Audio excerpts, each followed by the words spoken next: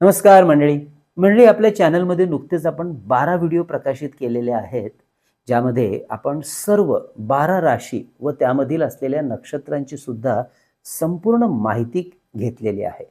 ज्यामुळे प्रत्येक राशीमधील असलेल्या व्यक्तीचं स्वभावदर्शन, करिअर, आरोग्य याबद्दलची सखोल माहिती आपल्याला मिळायला मदत होते. अर्थातच त्याचा उपयोग आपल्याला निश्चितपणे आपलं व्यक्तिमत्व अजून जास्त बहारदार, आकर्षक बनवण्यासाठी आणि स्वतःला समजून घेण्यासाठी, तसेच करिअर निवडीसाठी, उच्च शिक्षण घेण्यासाठी अतिशय सुंदर होणार आहे.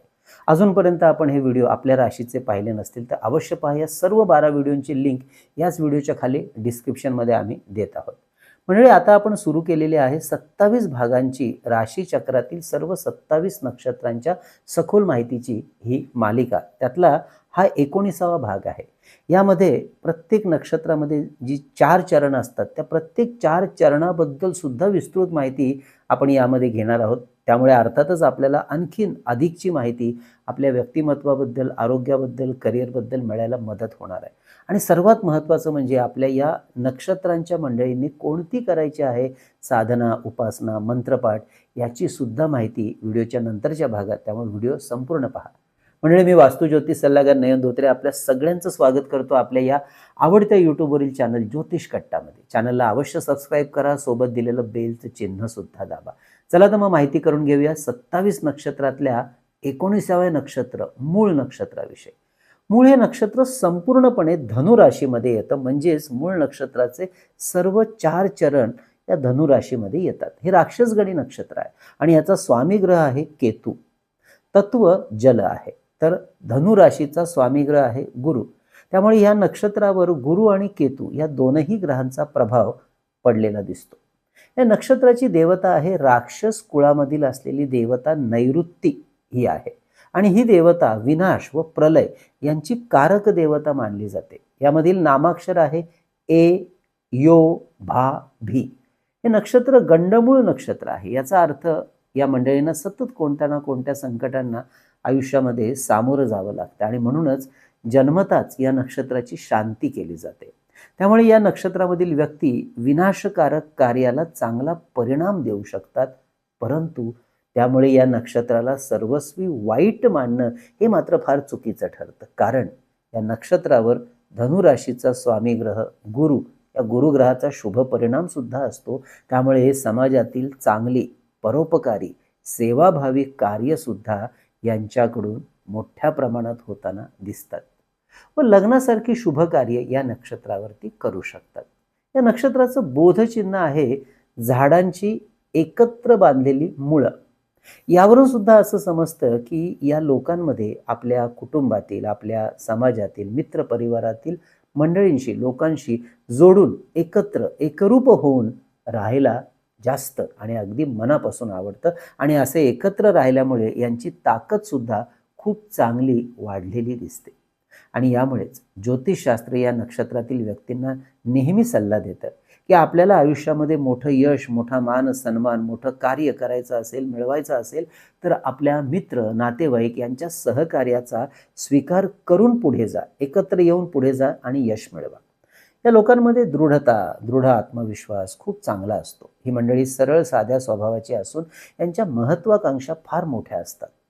इकडच्या तिकडच्या गोष्टी न करता सरळ मुद्द्यावर येणारी ही मंडळी असतात.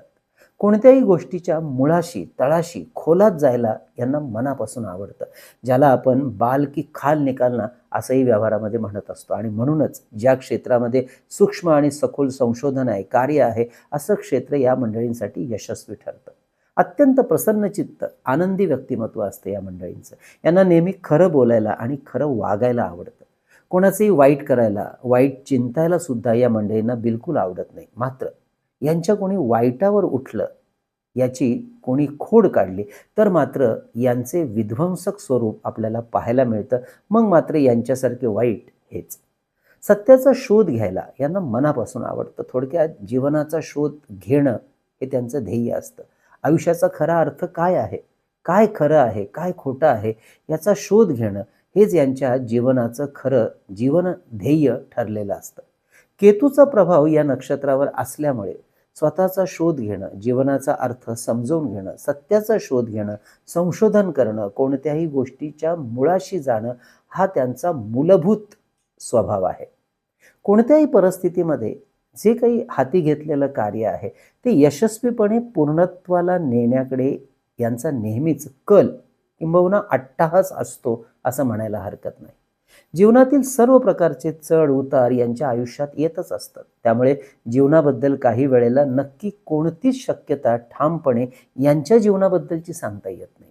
आयुष्य एक प्रकारे अनप्रेडिक्टेबल होऊन जातं आणि हे सर्व फार झपाट्याने होताना सुद्धा दिसतं. अगदी क्षणार्धात एखाद्या क्षेत्रातलं यश मिळून जातं तर अगदी याच्या उलट सुद्धा एका क्षणात घडून येतं. अशा वेळेला या नक्षत्रामधील काही व्यक्ती जीवनाबद्दल, कुटुंबाबद्दल, जीवनातील संघर्षाबद्दल विद्रोही भूमिका घेणं पसंत करतात. तसं पाहिलं तर यांचा मूळ स्वभाव हा शांत, मिळून मिसळून राहणारा, एकोप्याने राहणारा असा असून व्यक्तिमत्व सुद्धा अत्यंत बहारदार, रुबाबदार, प्रभावी असतं. चार चौघामध्ये यांची छाप यांच्या व्यक्तिमत्वाने लगेच पडते. मात्र आपण मगाशी वर्णन केल्याप्रमाणे प्रतिकूल परिस्थितीत स्वभावात विद्रोही भावना उतरते व स्वभावात कधीकधी यामुळे नकारात्मकता सुद्धा येण्याची शक्यता असते. हेही तितकंच खरं. अर्थात मूळ कुंडलीमध्ये केतू किंवा गुरुग्रह अशुभ स्थितीमध्ये असेल तर या अशुभ अनुभवांचा प्रकर्षाने यांच्यावर पगडा जाणवतो. अशा प्रकारच्या अशुभ ग्रहस्थितीमुळे काही वेळेला स्वभावामध्ये अहंभाव, अहंकार, मीपणा, रागीटपणा सुद्धा उतरतो. तर या नक्षत्राच्या शुभ बाजूमध्ये या मंडळींचा स्वभाव हा इनोव्हेटिव्ह गोष्टींवर काम करण्यासाठी, भविष्यातील गोष्टींवर प्लॅनिंग करण्यासाठी, नियोजन करण्यासाठी सुद्धा अत्यंत अनुकूल समजला जातो. त्यामुळे अशा प्रकारच्या कार्यांमध्ये खूप चांगल्या प्रकारचं यश ही मंडळी प्राप्त करतात, ज्यामध्ये प्लॅनिंग आहे, भविष्याचा विचार आहे. मेंटल ॲबिलिटी फार चांगली असते या मंडळींची. त्यामुळे जीवनामध्ये आर्थिक स्थिती बऱ्यापैकी संपन्नता दाखवणारी असते. केतूचा प्रभाव या व्यक्तिमत्वावर असल्यामुळे मेडिकल किंवा केमिकल क्षेत्र तसेच उत्तम प्रकारचे आणि यशस्वी असतात. ते म्हणजे हीलर, रेकी मास्टर सुद्धा ही मंडळी होऊ शकतात. खडक, खाणीशी संबंधित कार्य, जमीन जुमला म्हणजे जमिनीखालची कामं, प्राण्यांशी संबंधित काम, प्राण्यांचे डॉक्टर, प्राण्यांचे प्रशिक्षक ही कामं यांना उत्तम फायदा मिळवून देतात यांच्या करिअरमध्ये. त्याचबरोबर गुरुग्रहाचा प्रभाव असल्यामुळे शिक्षक, प्राध्यापक, समाजसेवक, राजकारण, गुप्तहेर खातं, संरक्षण कार्य, न्यायदान म्हणजेच न्यायाधीश किंवा वकील अशा क्षेत्रामध्ये सुद्धा यांना लाभाचे योग अतिशय उत्तम असतात. करिअरच्या संदर्भामध्ये तसेच ही मंडळी खूप चांगले बोलणारे असतात, उत्तम वक्ता असतात. ॲस्ट्रॉनॉमर्स तसेच ॲस्ट्रॉलॉजर, मेडिकल संशोधक, पॅथॉलॉजी, आयुर्वेद यालाच आपण जडीबुटी म्हणतो, भाज्यांचा व्यापार, स्पोर्ट्स ट्रेनर, खनिज द्रव्यांचा व्यापार ही क्षेत्रसुद्धा यांच्यासाठी अनुकूल आणि शुभ मानली जातात. वैवाहिक जीवनामध्ये मात्र फार सामंजस्याने घ्या असं या मंडळींना सांगितलं जातं, नाहीतर त्या जीवनामध्ये अडचण निर्माण होताना दिसतं. त्यांच्या आरोग्याचा विचार करता जॉईंट पेन, हाडांचे दुखणं, पोटाचे आजार, त्वचारोग, विशेष करून ॲलर्जी, त्वचेच्या बाबतीमध्ये ॲलर्जी, इन्फेक्शन्स, शरीरातील कोणत्याही गोष्टीबद्दलची ॲलर्जी तसेच व्हायरल इन्फेक्शन, साथीचे आजार या संदर्भात या मंडळींना नेहमीच काळजीपूर्वक राहणं महत्त्वाचं ठरतं. या मंडळीने नेहमीच गणेशाची आणि दत्त महाराजांची साधना आणि उपासना वाढवावी यासाठी रोज संकटनाशक गणपती स्तोत्र, गणपती अथर्वशीर्ष तर गुरुचरित्रातला 14वा आणि 18वा अध्याय नेहमी वाचनात ठेवावा. तसेच रोज ओम गंग गणपतये नमः, ओम गुरवे नमः, दिगंबरा दिगंबरा श्रीपाद वल्लभ दिगंबरा अशा मंत्रांचा जप अवश्य सातत्याने करावा. मंगळवार आणि चतुर्थीच्या दिवशी आवर्जून संकटनाशक गणपती स्तोत्र किंवा गणपती अथर्वशीर्ष यांची 11 किंवा 21 आवर्तनं पाठ करावेत. वर्षातून एकदा तरी सप्तशती गुरुचरित्र सार किंवा नवनाथ या ग्रंथाचं वाचन किंवा पारायण अवश्य करावं. या मंडळींनी अंगावर 3 मुखी किंवा 8 मुखी रुद्राक्ष, गणेश रुद्राक्ष धारण करणं यांच्यासाठी उत्तम समजलं जातं. तर आपल्या देवपूजेमध्ये सिद्धी गणेश यंत्र, गुरुग्रह यंत्र या मंडळींनी अवश्य ठेवावे. त्याचं पूजन करावं, रोज दर्शन घ्यावं. आता आपण जाणून घेऊया या नक्षत्रामध्ये येणारे 4 चरण, त्यानुसार येणारी यांच्या स्वभावातली विविध पूर्ण वैशिष्ट्यता. पहिलं चरण, या पहिल्या चरणात जन्म झालेल्या व्यक्ती स्वतःच्या हिताचा जरा जास्त विचार करणाऱ्या असतात. त्यामुळे काही वेळेला या मंडळी स्वार्थी वाटतात. स्वयंकेंद्री वाटतात, आत्मकेंद्री वाटतात, अहंकारी वाटतात. अर्थात यांच्या मूळ कुंडलीमध्ये गुरुग्रहाची स्थिती कशी आहे यावर हा अनुभव आपल्याला जास्त येतो. दुसऱ्या चरणामध्ये जन्म घेतलेल्या व्यक्ती भौतिक सुखासाठी धडपड करणाऱ्या असतात. जीवनामध्ये आर्थिक सुबत्ता मिळवण्यासाठी आग्रही असतात. त्याचबरोबर गूढशास्त्राच्या सुद्धा अभ्यासक असतात. त्यामुळे ही मंडळी ज्योतिषशास्त्र, वास्तुशास्त्र, अंकशास्त्र, न्यूमरॉलॉजी अशा विषयांमध्ये करिअर करायला पुढे जातात. फार मेहनती असतात ही मंडळी. तिसरं चरण, या तिसऱ्या चरणामध्ये जन्म घेतलेल्या मंडळी यामध्ये बोलण्याचं सामर्थ्य यांच्यामध्ये अचाट असतं. शब्दांशी खेळायला यांना फार आवडतं. लोकांशी संबंध जुळवणं, लोकांना सल्ला देणं, लोकांच्या अडचणी सोडवणं, लोकांमध्ये परस्पर संबंध मिळवणं जुळवणं यामध्ये सुद्धा यांना विशेष रस असतो आणि यश सुद्धा असतं. या लोकांना कोडी सांगणं किंवा स्वतः शब्दी कोडी सोडवणं याचा हातखंडा म्हणजे नाद असतो. मात्र आर्थिकदृष्ट्या जरा कमकुवत असतात ही मंडळी किंवा राहतात. चौथं चरण, या चौथ्या चरणामध्ये जन्म घेतलेल्या मंडळी यांच्या जीवनामध्ये संघर्ष जरा जास्त असतो.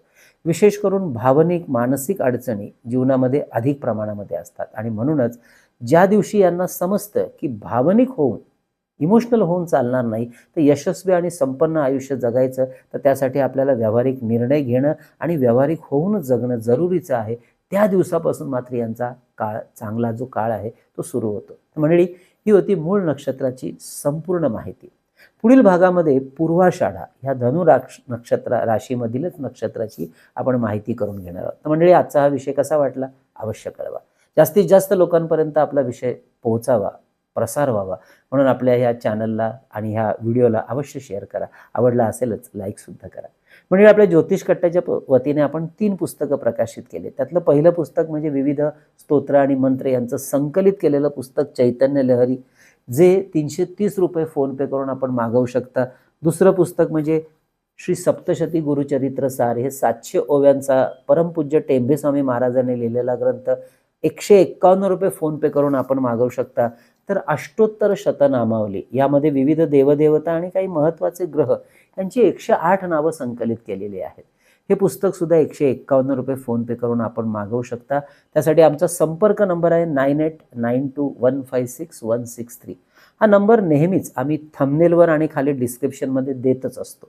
म्हणजे याच नंबरवर संपर्क व्हॉट्सअप मेसेज करून आपण आपली अपॉइंटमेंट बुक करू शकता.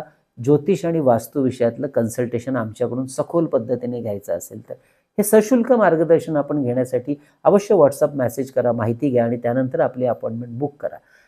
हे कन्सल्टेशन ऑनलाईन पद्धतीने म्हणजे फोनवरूनच आम्ही करत असतो.